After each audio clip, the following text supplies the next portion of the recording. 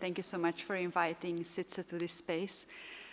Because the topic of integrating vulnerability from the margins in leadership and decision-making is something that is very close to CIDSE's heart. It's really embedded in our DNA as Catholic social justice organizations, or as a network thereof.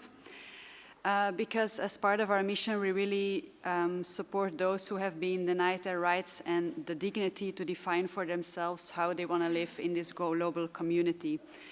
We work together with people and communities who live in poverty, are excluded and oppressed, and we try to help transform their situation so that they can seek out ways of truly participating in and engaging in the collective effort of change. And so in the spirit of Pope Francis's call for synodality as a network, we try to walk together as much as possible and practice mutual listening, because we strongly believe that we all have something to learn on this journey together, and that we want to recognize the value of every voice. And in his latest encyclical, Fratelli Tutti, Pope Francis actually proposed dialogue and encounter as a means of building a more just world. And so developing this process of dialogue and encounter with partners and allies around the world is something that is essential to our work as a network. So today I would like to share with you one concrete example or a learning experience of the spirit of encounter and journeying together. An experience which allowed the voices of those most affected to really move to the center of global concerns on climate justice. And so some of you might have already heard about the African Climate Dialogues, which was a series of online conversations that took place last year. It was an initiative that actually brought together faith groups and civil society actors and allies, many affected communities, but also religious leaders from across the African continent and also from different European organizations. And the dialogues really followed an inclusive and a participatory process where participants really shared African realities and also personal experiences. They identified key policy priorities together, and they distilled concrete policy outputs ahead of the UN climate conference, COP27, that took place in Egypt last year. Now, what was interesting is that the climate realities that were discussed during these dialogues were really discussed through the lens of Catholic social teaching and its main principles, such as justice between generations, but also the care for a common home. And CIDSE was actually joining this collective journey for climate justice by co-shaping and co-facilitating various of these dialogues.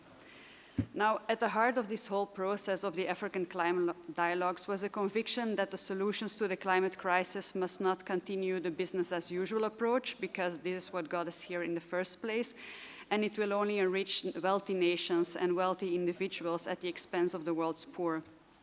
So we started from this, and we actually started to learn and listen to the voices of those who are most affected by environmental breakdown as they shared their testimonies from the ground.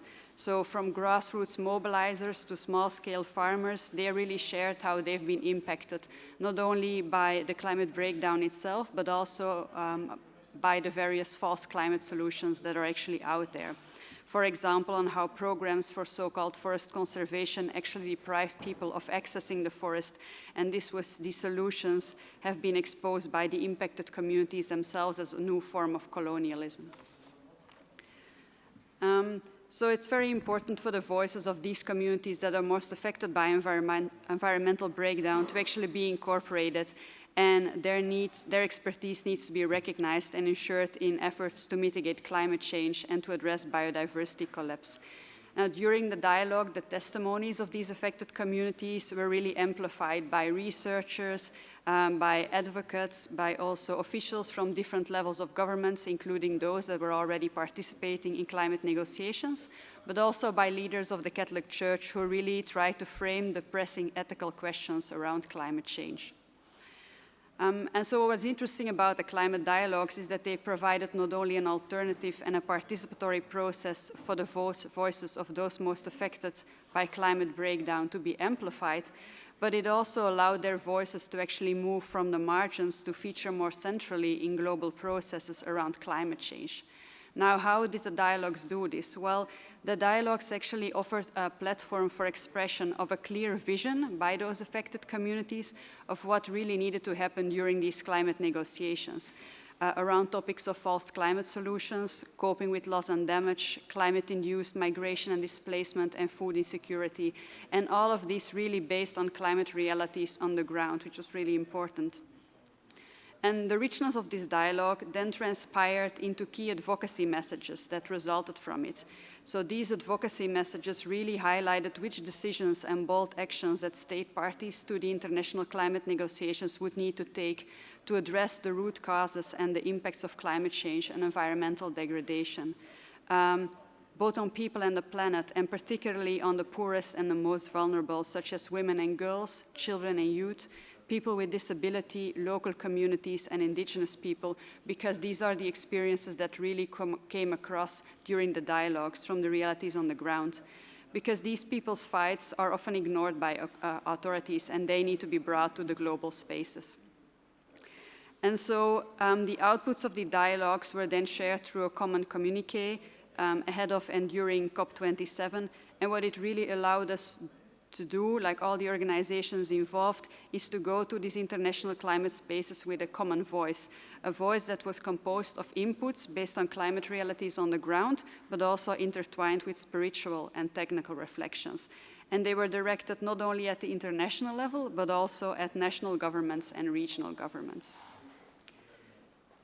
As I mentioned, there was a lot of richness of the dialogues in the common advocacy messages that came out of it, but the whole process around these dialogues has been really transformative, I think, for all of those involved, because just at like the synodal process, it is not the end point that really matters, but it's how we as organizations, as those involved, changed along the way. And to say it in the words of our Secretary General, Josiane Gauthier, she said that our involvement in the process of the African climate dialogues has really pushed us outside of our comfort zone, because it was exactly this push that we needed to allow us to learn from others. And we learned a great deal about collaboration, about listening, about nurturing relationships, and this really helped this process of the African climate dialogues to grow into something new that we hope that we can continue to build onto in the future. Because the dialogues have really strengthened our capacity to journey together for integral human development in the context of climate, but also beyond. So I want to thank you for letting us share this learning experience with you, and we look forward to continuing to engage and journey together with you in promoting and realizing integral environmental solutions so that we can ensure a safe and thriving future for the people and for our planet. Thank you.